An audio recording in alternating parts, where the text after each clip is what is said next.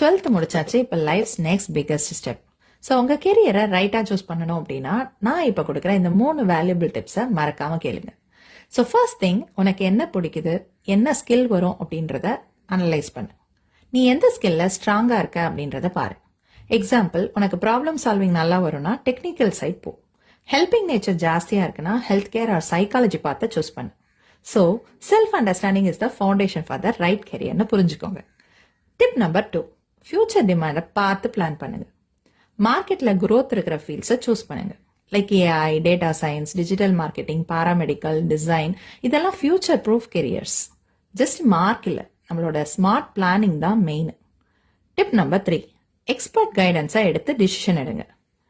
Parents, teachers, career counsellors கிட்ட மனசு திறந்து பேசுங்க. உங்களுக்கு என்ன வரும், என்ன பிடிக்கும் அப்படின்றத கிளியரா எக்ஸ்பிளைன் பண்ணுங்க. கண்டிப்பா ரியல் இன்ஃபர்மேஷன் கிடைக்கும். அப்புறம் உன் பேஷனையும் ப்ராக்டிகாலிட்டியையும் பேலன்ஸ் பண்ணிட்டு ஃபைனல் டெசிஷன் எடுங்க. இதுதான் ப்ரொஃபஷனல் பிளானிங், பக்கா பிளானிங். இந்த மாதிரி டெய்லி கெரியர் டிப்ஸுக்கு என்ன ஃபாலோ பண்ண மறந்துடாதீங்க.